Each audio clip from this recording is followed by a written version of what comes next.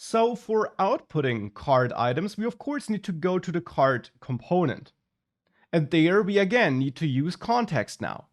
So we should import use context from React, and of course import the context object, card context from going up to the store folder and then card dash context.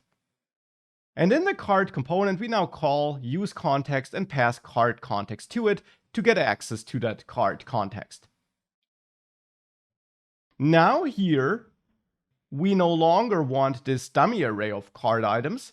Instead, now here we can access card ctx.items to transform these items to items in the card. And before we continue working on the card logic or anything like that, let's actually work on these card items that they have the correct look. And let's also make sure we output the total amount and so on. And I'll start with the total amount actually. For that here, I'll add a total amount constant, and I will simply access card ctx.total amount. However, I will call toFixed2 here to make sure that we always have two decimal places. And I will put this into a template literal to output a $sign in front of this now dynamically injected and derived JavaScript expression. And that's now the total amount, which should be output here instead of this hard-coded value, like this. So that's now the real total amount for this card. I now also want to make sure that this order button is only showing up if we have items in the cart. So for that, we can add another constant here, right below total amount maybe, which I'll name has items. And here I'll simply check if card context items has a length greater than 0. So if there are items in the cart. And now we can use has items down there to check if has items is true and only render the button if that's the case. And with that already, if I reload, you see if I open the cart with no items, we have no order button and a total amount of 0. But if I start adding a couple of items, we see them here, we see the updated total amount, and we got an order button. Now, at the moment, items are still added incorrectly to the cart. We're going to work on that soon. But before we do that, I want to work on how these cart items are being displayed. Now for that, I prepared a component for you. Attached, you find a card item zip file, which contains both a card item JS file and a card item module CSS file. Simply copy both files into that card folder. That's simply a card item component, which is not too fancy, which is why I'm just providing the finished component to you. In the end, this will just output the price, the amount, and then buttons for adding or removing more of that card item. And in card.js, we can now use that card item. So here you can simply import card item from that just added card item file. And then render, instead of that list item here, a card item. Whoops, card item. Like this. And to card item, we now need to pass a key, of course, since it's a list. And that can be or should be item.id. We also want to display the name, so that's item.name. We want to display the amount, which is item.amount. And pass the price, which is item.price. And then also pass functions for adding or removing items from the cart. So I will add these functions here now and add my card item remove handler, where I get the ID of the to be removed item, and my card item add handler, where I get the item itself. And we'll add the logic to these functions in a second. And now here on the card item, which we output in the list, we should add a onRemove prop, because that's the name I'm expecting in that provided component. And to onRemove, we pass a pointer to card item remove handler. and we add a onAdd prop, another prop I'm using in that provided card item component, where we point at the card item add handler. Now on both these functions, you should call bind and bind null item ID. This ensures that the ID of the to be added or removed item is passed here to remove handler. And on add, you should also call bind and bind null and pass the overall item. You learned that bind pre-configures a function for future execution and basically allows you to pre-configure the argument that function will receive when it's being executed. And that's something we need here to ensure that both these functions do receive the ID or the item respectively. Now with that, your card should look something like this. And here I'm zoomed in, which is why it's a bit cut off. It should look something like this. Now, to make sure that this is never cut off, I'll also quickly go to the card module CSS file. And here, I'll go to card items and give this a max height of, let's say, 20 rem, and then add overflow scroll. By doing this, I make sure that this can't get too big, but that instead it becomes scrollable. But your card should now look like this. And of course, the problem we have here is not just that these buttons won't work, but that, for example, here we also have sushi 3 times, which is absolutely not what we want here. I also want to go to card item and quickly make sure that on the price here for props price in the card item component, I also call toFixed2 to force this to always have 2 decimal places, for example here for the schnitzel now. So now, as a next step, I want to make sure that the logic for adding items to the cart is different, and if we add sushi a second or third time, it's aggregated together into one item where this amount changes, instead of more items being added to this array. Now, to change the logic for adding card items, we need to head back to the card provider and there to the card reducer. At the moment, items are always added as new items in that array. Now that needs to change. When we're adding an item, I always want to calculate my updated total amount like this first. That is always correct, no matter if the item is already part of the cart or not. But then, before I derive my updated items, I instead want to check if an item is already part of the cart. And for this, I'll create an existing cart item index constant, where I will reach out to my existing items in the cart, and where I call findIndex, which is a built-in method in JavaScript which finds the index of an item in an array. Now it takes a function which should return true if that's the item we're looking for and false otherwise, because this function will be executed for every item in the array. And I want to return true if item ID is equal to action.item.id. So if the item we're currently looking at in that array has the same ID as the item we're adding with this action, which was dispatched. Now this will then return us the index of that item if it exists. So what we can do now is we can get the existing card item by reaching out to state items and accessing that existing card item index.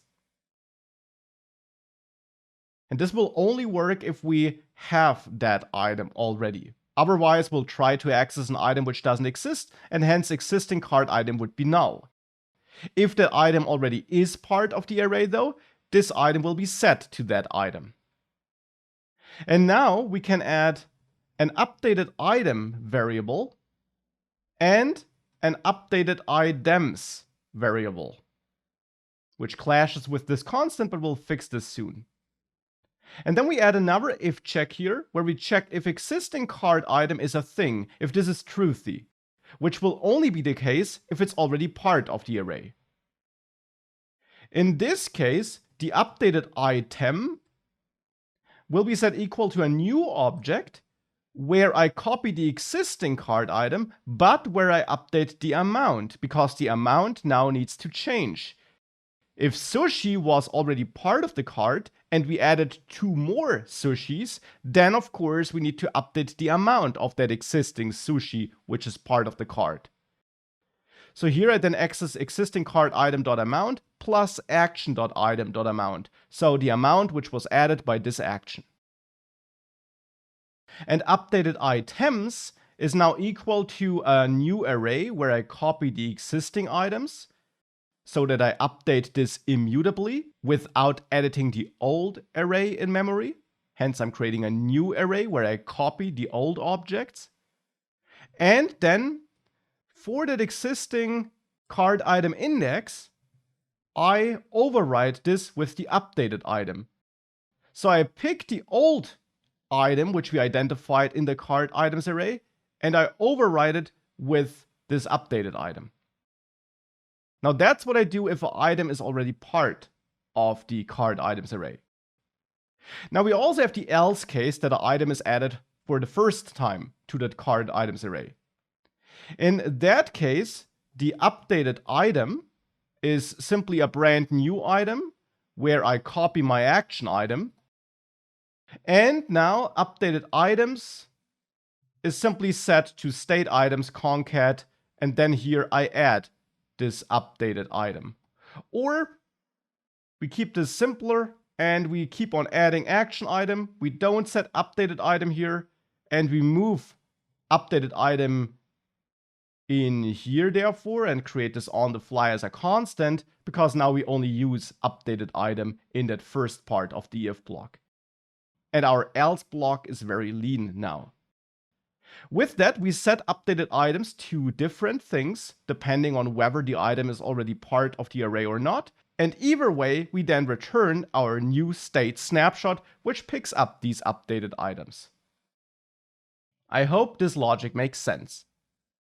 And with that, if we now reload, I can add sushi. And if I add it multiple times, and if I add 4 sushi at once, you see we only have one entry here with the appropriate amount. And that's exactly what I want. Now, if I add a second item, this is added as a new entry, of course, because it's a different item. But then again, if I add more items of that, it just increases the counter. So that is working. Now, let's make sure that the plus and minus buttons here in the cart also work. And for that, we also need to make sure that we can remove items.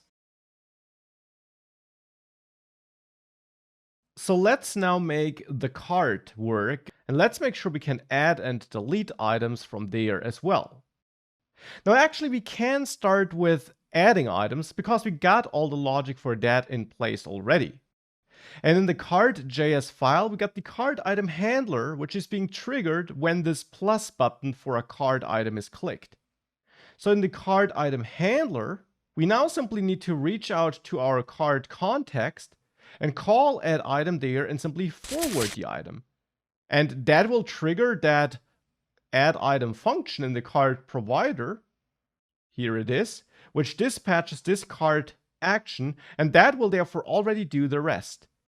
So with that, if we save that, if we reload, if I add a couple of items, if I click the plus next to sushi, this already updates, and the same for the schnitzel. So this is working.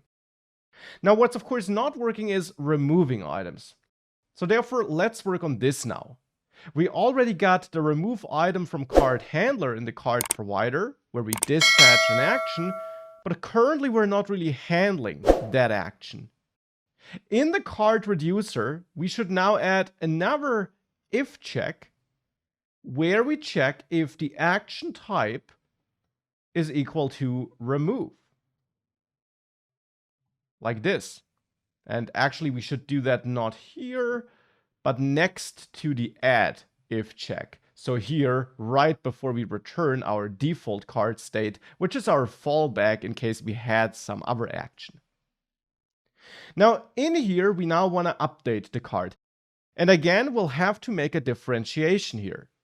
Generally, we want to update the existing cart item. So for example here, if we already have sushi in the cart and we click minus, we want to decrease the amount by 1. But sushi will still be a cart item. unless we had an amount of 1 here. Then, if I press minus again, if this was 1 here, I want to remove the item entirely from the card. So we'll have to differentiate and check for that here in our reducer. We can start by finding the card item as a first step though. For this, I'll again get my existing card item index here by reaching out to state items find index. Same logic as before. And here, just as before, we can copy that entire code here and replace this actually. We now find the index of an existing item. Now we can also get the item itself by then reaching out to state items for that identified index here. We also want to update the amount, and we can do that first. The updated total amount is simply state item, state total amount minus simply existing item dot price, and I should move this past the existing item, of course. Because either way, if we remove the item entirely from the array, or if we just decrease the amount in the card, we simply remove one item of that type. So the total amount definitely decreases by the price of one single removed item. So this line here is always correct. Now we can again create our updated items variable and then again differentiate. And simply check if for the existing item the amount is equal to 1, which means it's the last item of that type in the card which we want to remove, in which case we want to remove the entire item from the array. Else, if it's bigger than 1, we want to keep the item in the array, we want to keep the item in the card, but we want to decrease the amount. So let's start with the if case.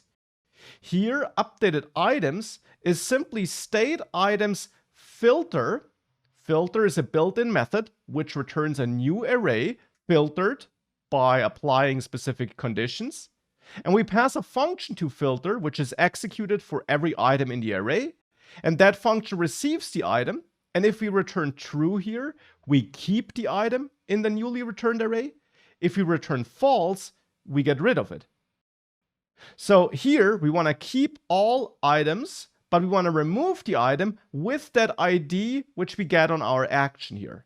That's the item we want to get rid of. And by the way, here we should just check action ID, not action item ID, because for removing items, we are dispatching an object which just has the ID, not the entire item. So that's a little fix we should implement anyways. But now back to filter. Here we want to check if item ID is not equal to action.id. With this check, we make sure that all items where the ID is not equal to the action ID are kept, because this returns true and hence the items are kept. But the one item where the item ID is equal to the ID of the action, which is the to be removed ID, for that one item we return false here, and then we remove that item from the newly generated array. So that gives us a new array where this item with this ID is not part anymore. And that's the entire logic for this case that we had an amount of 1.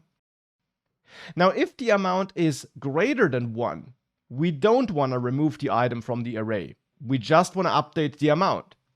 So here we have the updated item, which is a copy of the existing item in a new object with the spread operator. And we just update the amount. We set the amount to existing item.amount minus 1 to decrease it by 1. And updated items is then a copy of state items to create a new array with the old items. But we override one of these items, the item for that index which we got here, where we then override the old item in the array with the updated item, which has the updated amount. And then here, after this if-else block, we simply return a new state object where items is updated items and the total amount is equal to the updated total amount. And that's our logic for removing items from the cart. Now we just need to wire up this button in the cart component. Here in the cart item remove handler, we now want to call cart context, remove item, and forward that ID. And if we do that and save everything, if I reload and I add a couple of items, I have one of all these items in there. If I now remove sushi, it's removed entirely from the array. If I add one to the schnitzel and I then remove that, the amount is just decreased, and only if I remove that again, it's removed from the cart. So now it looks like adding and removing to and from the cart is working correctly. And that's exactly, of course, what we want here. Now with that, we're almost done, but I want to play a little animation on the cart button now whenever a new item is added to highlight that this badge changed and that the cart overall changed. Now, as a final step in this application, I want to come back to this button in the header, to this header cart button. Everything works in this application, but I want to play a little animation on this button whenever we add an item to the cart, or also when we remove an item. So whenever the amount of items in the cart changes. And for this, I already prepared something in the CSS file, which I provided to you earlier. I set up a little CSS animation here, which makes the button bump and change its scale. Now we just need to make sure that this class, which starts this animation, this CSS class, is added to the button. For this, here I'll add a little constant button classes, and I'll simply set this equal to a string using the template literal notation with backticks instead of single quotes. And here I will always add classes.button. But then conditionally, I want to add the animation class. Now to show you how it works, I will add it right away, not conditionally, but always for the moment. And that's the bump class. And now here for class name on the button, I set this equal to button classes. If you save that and reload, you see this bump animation here. It only plays once, but later it should play whenever this card changes. To make that happen, we can utilize useEffect. We haven't used it thus far in this application because we had no traditional side effect up to this point. No local storage access, nothing like this. Of course, you could add such features, but here we simply don't have it. Therefore, here I will utilize useEffect to play this animation. And therefore here in the header card button, I'll import useEffect and then call useEffect here in this component function. Now we pass our effect function to that and then our array of dependencies as you learned. Now here in this effect function, I want to do one simple thing in the end. I want to change my button classes to include the bump animation class, and then I want to set a timer which removes that class again so that when it's added again in the future, it again plays. So therefore, I will also import useState because we'll need to re-evaluate and re-render this component when that animation class is added conditionally. So here I'll call useState, set this to false initially, because this will control whether or not the button should be animated. And I'll name it button is highlighted and set button is highlighted. Of course, the state names are up to you.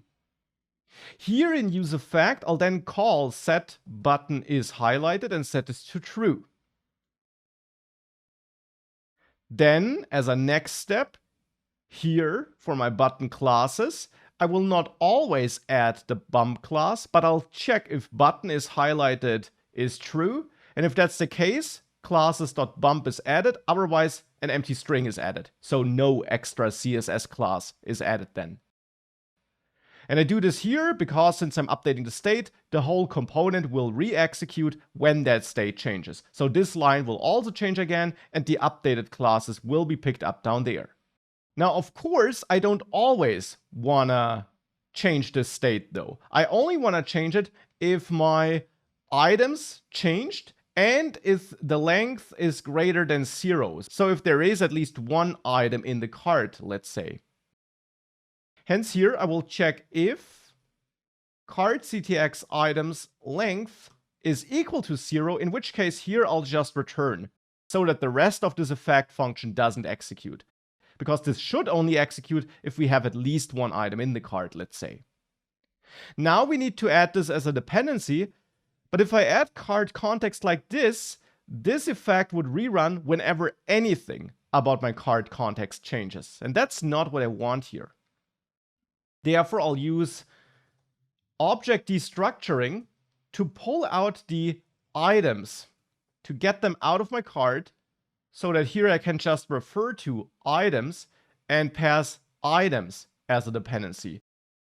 So that not the entire context, but only the items array is a dependency for this effect function.